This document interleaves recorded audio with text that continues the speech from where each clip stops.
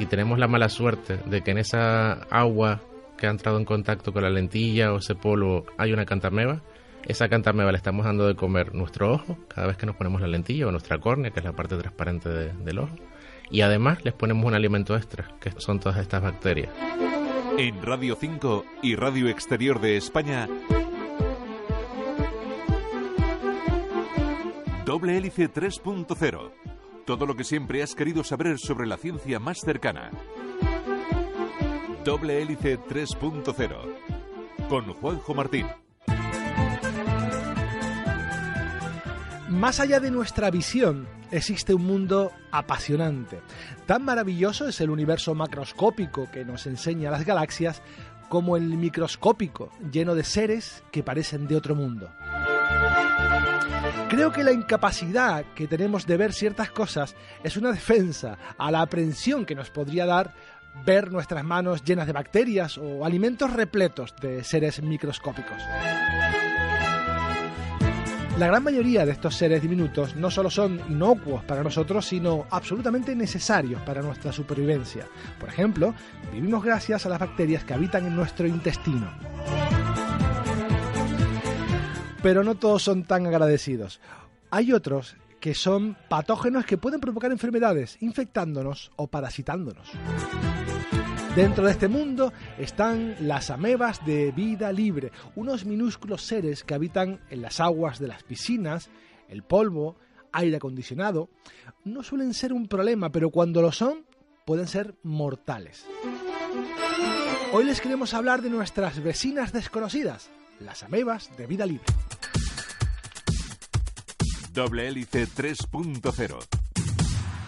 Y para hablarnos de estos pequeños seres tenemos con nosotros a Jacob Lorenzo, que es investigador del Instituto Universitario de Enfermedades Tropicales y Salud Pública de Canarias. Hola Jacob, gracias por estar con nosotros. Hola, ¿qué tal? Un placer tenerte aquí en Doble Hélice para hablar de estos pequeños desconocidos, muy conocidos para ti, pero desconocidísimos para el resto de la humanidad, que más fijados en los virus, en las bacterias, ese tipo de animalillos más mediáticos. Comencemos por el principio. Jacob, ¿qué es una ameba? Bueno, las amebas en sí son los organismos, los animales más simples que existen en la naturaleza. Se supone, si seguimos las teorías biológicas de Darwin, Sí. Son organismos unicelulares de los que surgieron todos los animales, básicamente.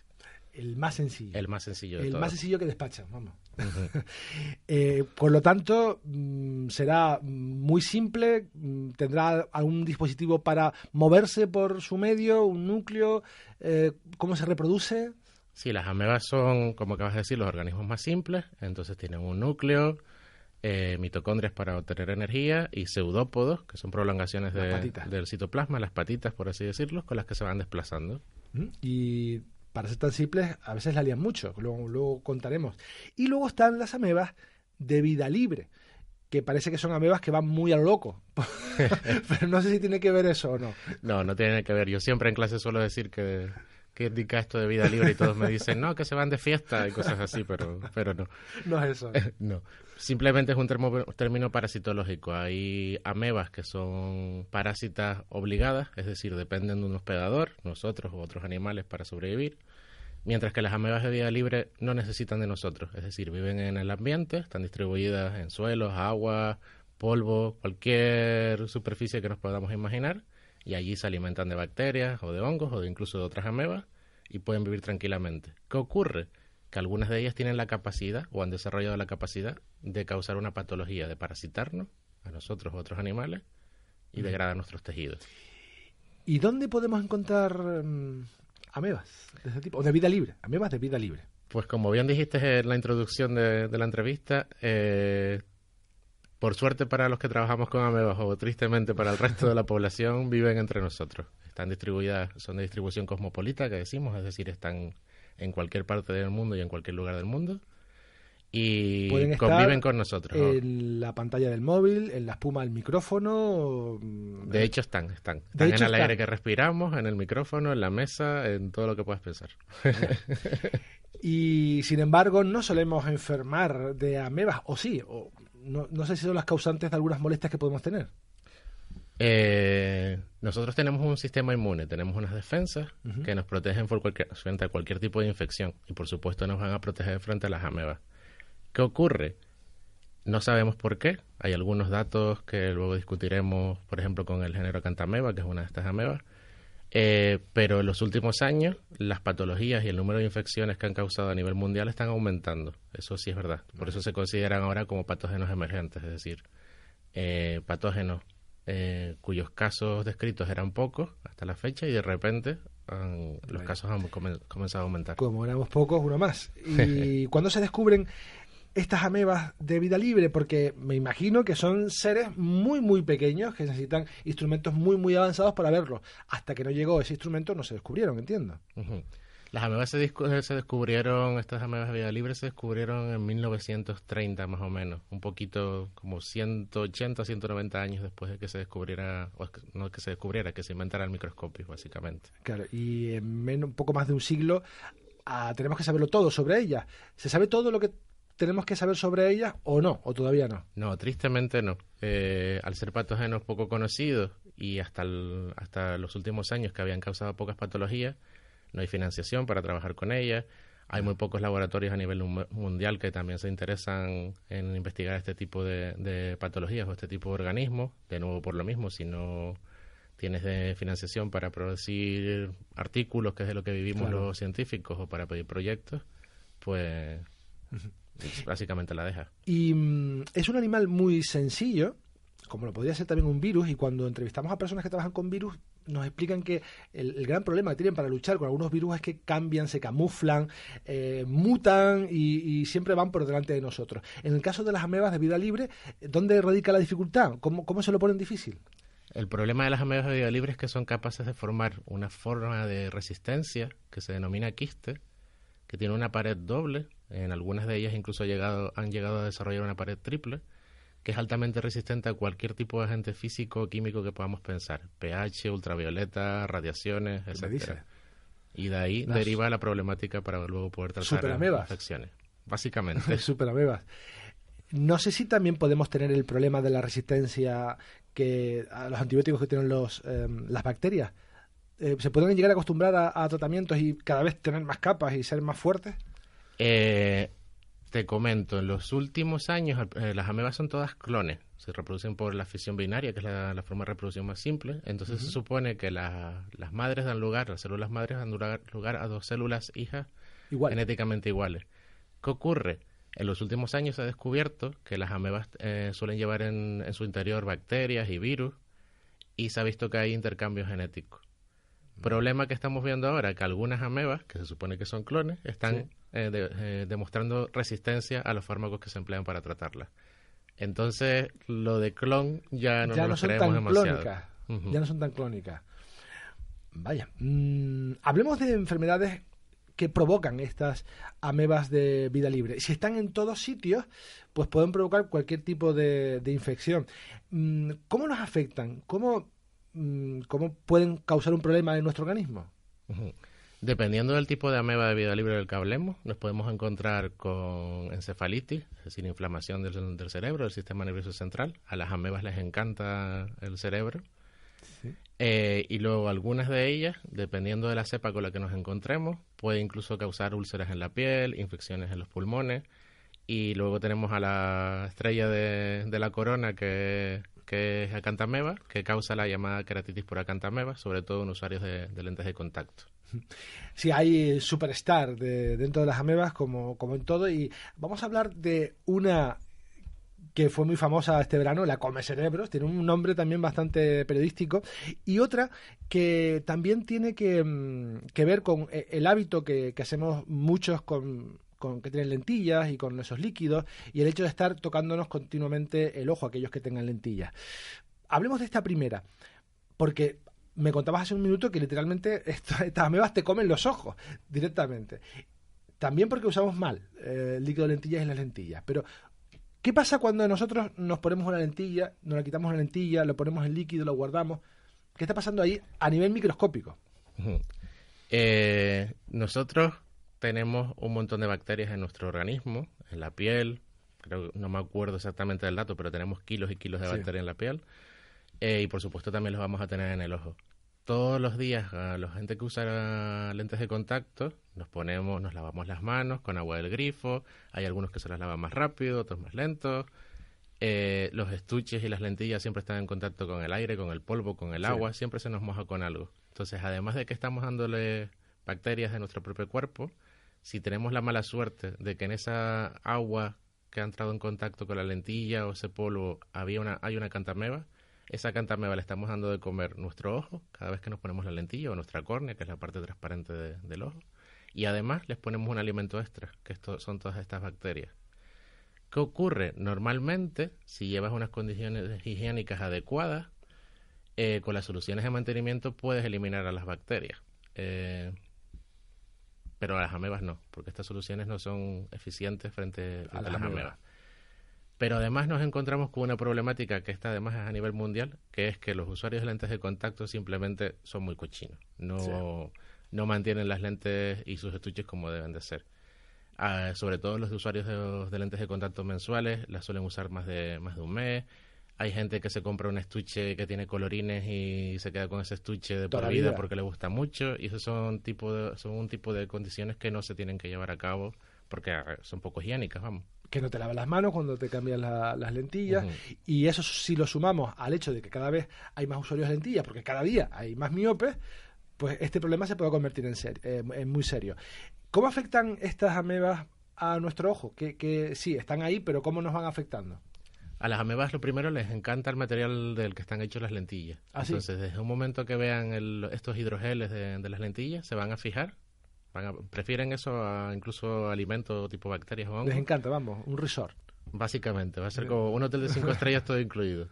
Se van a fijar en esas lentillas y nosotros nos las vamos a poner. ¿Dónde ponemos la lentilla? Pues en la parte transparente del ojo, que es la córnea. Y desde que la ameba detecte a las células corneales, la ameba se despega de la lentilla y empieza a alimentarse, empieza a degradar, secreta una serie de enzimas que degradan completamente la córnea, le sirve de alimento. Vaya. ¿Y cómo notamos o podemos notar que tenemos unas amebas alimentándose de nuestro ojo? Ahí tenemos el problema principal. En los estadios iniciales de la infección, vamos a tener a la ameba haciendo estas lesiones en el ojo, va a ir comiendo la córnea, y normalmente solemos tener sequedad ocular, dolor, unas pequeñas abrasiones en la córnea, pero para los usuarios de lentes de contacto seguro que son síntomas normales de la mayoría de los usuarios.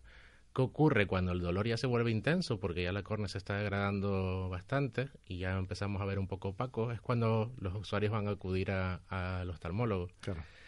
Y normalmente el oftalmólogo va a diagnosticar esa patología como un herpes simple. Va a tratar con antivirales.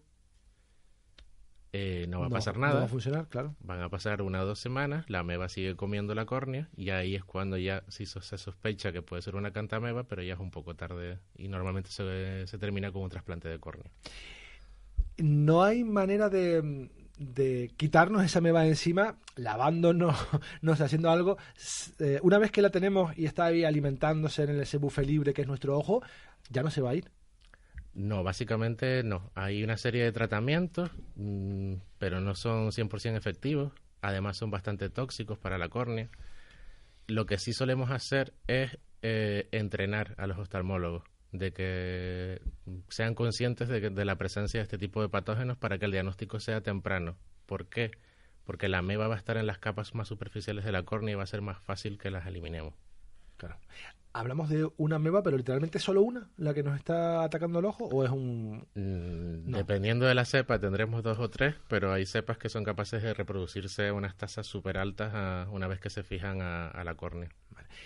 ¿Y este tipo de casos son muy comunes? ¿Te has encontrado con casos o son rarezas puntuales que ocurren muy de vez en cuando? Bueno, cuando yo era joven y empecé a trabajar en esto, a lo mejor nos encontrábamos con 1 o 2 casos al año. Ya la mayoría de los años tenemos 20, 30 y... 20, 30 en España, en el mundo, en nuestras zonas, en la zona canaria. En Canarias. En España ya trabajamos directamente con la unidad de córnea del Hospital Ramón y Cajal en Madrid, que recibe muestras a nivel nacional y tenemos muchísimos más casos.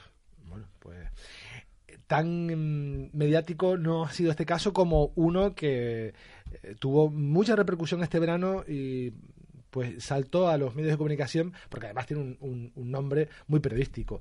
La ameba come cerebros, un caso de una niña de Toledo que sobrevivió a un ataque de esta ameba.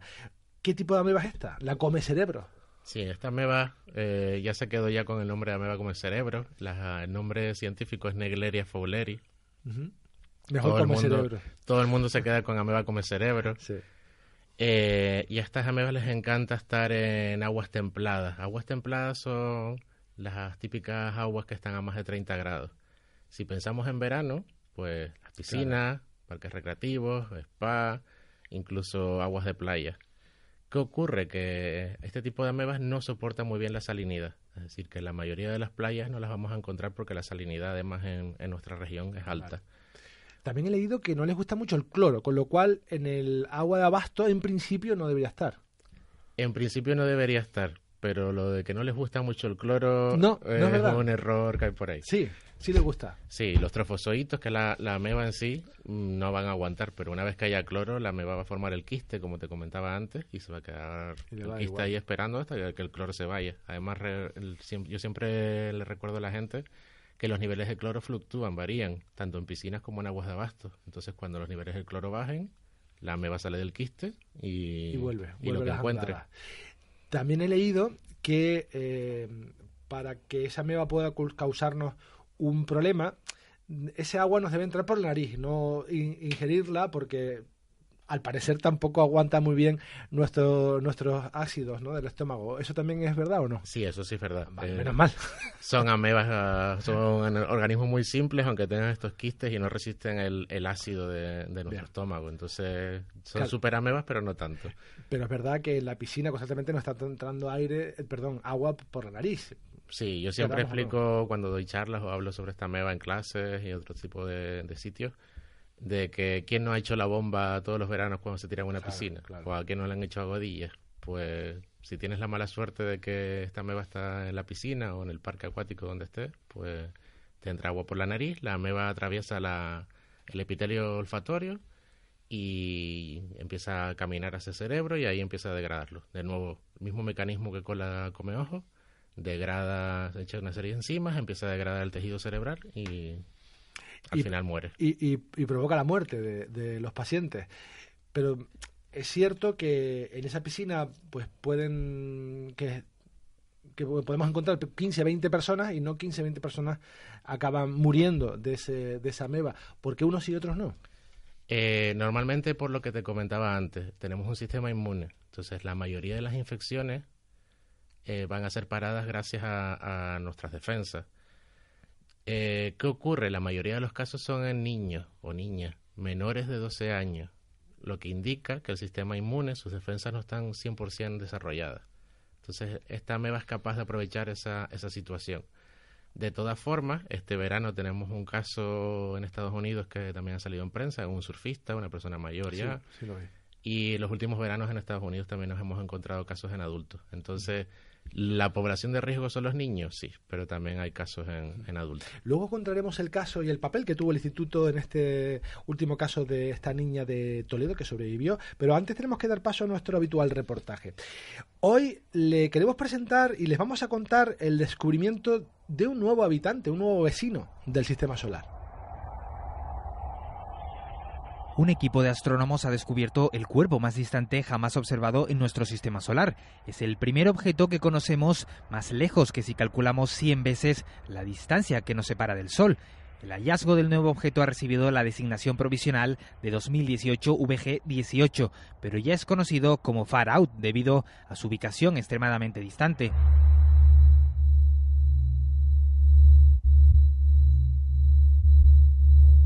El segundo objeto observado más lejos en el sistema solar es Eris, a aproximadamente 96 unidades astronómicas. Por ejemplo, Plutón se encuentra actualmente a unas 34 unidades astronómicas, lo que hace que Far Out esté más de 3 veces y media lejos del famoso planeta enano del sistema solar.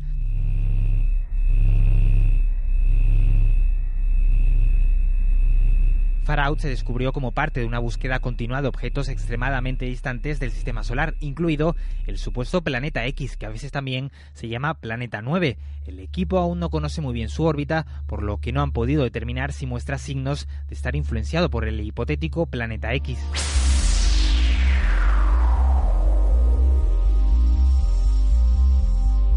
Este planeta enano es mucho más distante y lento que cualquier otro objeto observado del Sistema Solar, por lo que llevará algunos años determinar su órbita por completo, pero se encontró en una ubicación similar en el cielo a los otros objetos extremos en nuestro sistema, lo que sugiere que podría tener el mismo tipo de órbita que la mayoría de ellos. Lo que sabemos actualmente es su distancia extrema del Sol, su diámetro aproximado y su color.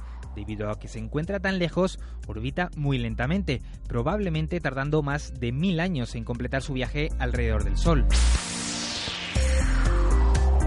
Las imágenes del descubrimiento se tomaron con el telescopio japonés Subaru, de 8 metros, ubicado en la cima de la montaña Mauna Kea, en Hawái, el 10 de noviembre de este año. Tras el hallazgo fue necesario volver a observarlo para confirmar su naturaleza tan distante. Se requieren varias noches de observación para determinar con precisión la distancia de un objeto como este. Far Out se vio por segunda vez a principios de diciembre con el telescopio Magallanes del Observatorio Las Campanas que tiene la institución Carnegie en Chile, con el que se analizó su trayectoria y propiedades físicas básicas, como el brillo y el color rosado, un color generalmente asociado con objetos ricos en hielo. En Radio 5 y Radio Exterior de España, Doble Hélice 3.0. Seguimos en Doble Hélice 3.0. Hoy estamos hablando de amebas de vida libre, con Jacob Lorenzo, investigador del Instituto Universitario de Enfermedades Tropicales y Salud Pública de Canarias. Estábamos comentando el caso de esas amebas de vida libre presentes en lentillas que luego llegan a nuestro ojo y pueden comernos literalmente la córnea, o aquellas que se comen también literalmente el cerebro hasta matar a las personas. Y hemos tenido algunos casos, este verano uno muy mediático que afectó a una niña de Toledo. Esa niña se le diagnostica que tiene esta ameba y hay que luchar por su vida. También es cierto que las noticias no son muy buenas porque una vez que está afectando al cerebro, prácticamente nadie sobrevive, ¿no? Sí, a ver, con respecto a las amebas come cerebros, ahora mismo hay 13 supervivientes. Esta niña ha sido la última superviviente. 13 en la historia. En toda la historia, desde que se descubrieron. ¿Qué ocurre? Esta ameba se reproduce rápidamente. Una vez que llega al cerebro, empieza a reproducirse sin parar y a comer cerebro sin parar. Esto se equipara a una inflamación enorme en el cerebro y hemorragia. Esto es fatal. O sea, la persona va a empezar con convulsiones y va a morir. ¿Y esto en qué plazo? Porque, no sé, algún animal bueno, por llamarlo de alguna manera, tan pequeño que pueda infligir tanto daño, ¿no? Pues esta ameba, Naegleria, es la peor parásita de las amebas de vida libre. ¿Por qué? Porque mata muy rápido. Entre 24 y 72 horas.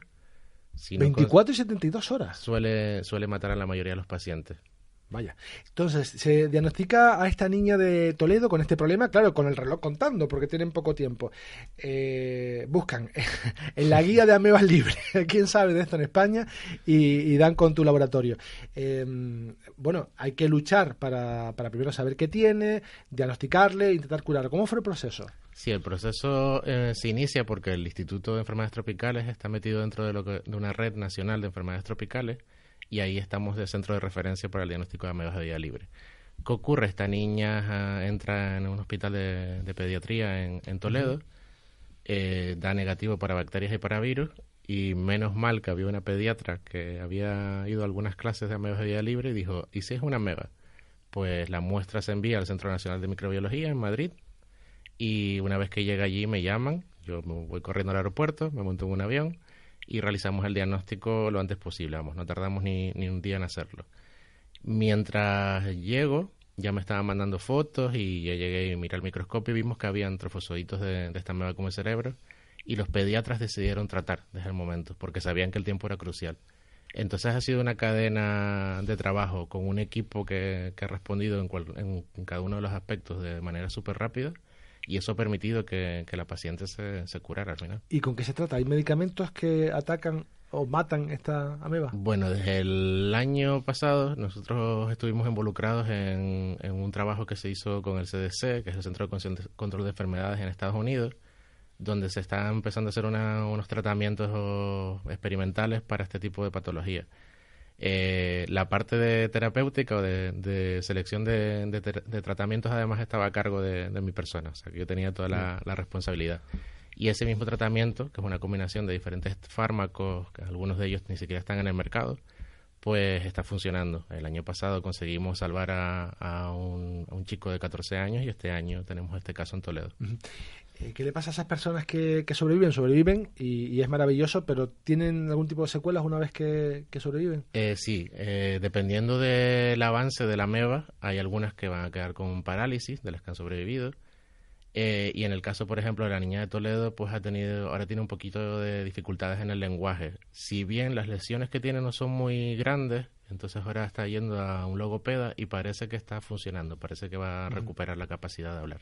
Esta experiencia que funcionó muy bien con esta niña, ¿se puede extrapolar a futuros casos? ¿Se puede diseñar de esto un tratamiento que podría funcionar en otras amebas o cada ameba libre va por su lado? Con las amebas como cerebros, este tratamiento yo creo que va a ser el que se va a emplear en futuros casos, porque es que estamos viendo que está funcionando muy bien y además es un consorcio internacional el que está aplicándolo, entonces se va a aplicar a nivel internacional. ¿Y hay una manera rápida de detectarlo? Porque me imagino que también los médicos tienen que tener en la cabeza esa nueva alarma de amebas de vida libre, no solo virus, bacterias, sino también ahora amebas de vida libre. Bueno, en España tenemos suerte, no es por echarnos flores al Instituto de Enfermedades Tropicales, pero tenemos a nuestro laboratorio que es capaz de detectar en 24 o 48 horas, dependiendo del tipo de muestra. En otros países eso no ocurre. Claro. ¿Qué pasa? Que no hay financiación. Entonces, si no hay financiación para desarrollar métodos de detección, porque son patógenos poco conocidos, pues no hay técnicas diagnósticas rápidas para diagnosticarla. Claro, evidentemente. Ahora, ¿en qué está trabajando tu laboratorio? Me imagino que seguirán avanzando en el conocimiento, en la ciencia básica, de conocer mejor a estas, bueno, iba a decir amigas o conocidas, sí, amebas de vida libre, pero también en sugerir nuevos fármacos y nuevas maneras de vencer esas corazas, esas armaduras que tienen. Sí, nuestro laboratorio está enfocado en la búsqueda de nuevas terapias, nuevos tratamientos frente a amebas de vida libre. Ahora nos estamos enfocando muchísimo en las amebas come cerebros porque ahora ha llamado la atención, entonces hemos conseguido algo de financiación para desarrollar esa línea. Pero no nos olvidamos tampoco de Acantameba porque también es una ameba muy importante y somos punteros, somos un grupo puntero a nivel internacional en el desarrollo de terapéutica. No podemos aislarnos dado el hecho de que están por todos lados, o sea, están donde ni siquiera sospechamos que puedan estar. Tenemos que hacer una vida normal, pero quizás podemos tener ciertas precauciones para evitar ponérselo fácil, para evitar fomentar o alimentarlas más de lo que ellas ya lo pueden hacer. ¿Qué cosas podemos hacer para impedir, para ponérselo difícil a las amebas de vida libre? Pues en el caso de la esqueretitis, lo que comenté antes, hay que tener mucho cuidado de cómo manipulamos nuestras lentes y nuestros estuches y seguir las recomendaciones del fabricante para mantenerlas. En el caso de las amebas come cerebro es un poco más difícil, porque no vamos a evitar nunca que alguien haga la bomba en la piscina. No, hay que seguir haciendo la bomba. O haga la bobadilla, porque además la vida es eso, también divertirse. ¿Qué ocurre? ¿Qué es lo que estamos intentando hacer? La detección de este tipo de amebas debería ser obligatoria en este tipo de agua, y no está ocurriendo. No hay ningún país, a excepción de Australia, que obligue a la detección de amebas de vida libre en aguas recreativas. ¿En las piscinas? En piscinas y en otro tipo de agua. Con eso conseguiríamos controlar al menos, cuidado, en esta piscina hay una Naegleria, una ameba come cerebro, vamos a cerrar, vamos a tratar y vamos a evitar que la gente se contagie. ¿Se puede tratar el agua de manera preventiva? De alguna manera, el cloro me has dicho que no las afecta demasiado. No, ahora mismo estamos buscando, esa es otra línea de investigación en la que estamos muy enfocados ahora, estamos buscando y evaluando distintos desinfectantes para piscinas y para otro tipo de agua, porque el cloro libre no funciona, hay que tenerla mucha concentración. Bueno, pues Jacob Lorenzo, muchísimas gracias por habernos presentado a las amebas de vida libre, que bueno, hemos comprobado que sí, que tiene una vida muy libre, a veces muy complicada para nosotros. Somos su alimento. Jacob Lorenzo, investigador del Instituto Universitario de Enfermedades Tropicales y Salud Pública de Canarias, muchísimas gracias por haber estado con nosotros. Muchísimas gracias a ustedes. Hasta luego. Y este ha sido nuestro recorrido científico por hoy. El próximo sábado, mucho más aquí en Doble Hélice 3.0. Nos vamos, pero seguimos muy activos en internet, en facebook.com/Doble Hélice y en Twitter @doblehélicerne. En la realización tuvimos a Curro Ramos y en la dirección aquí les habla Juanjo Martín. Hasta la próxima semana.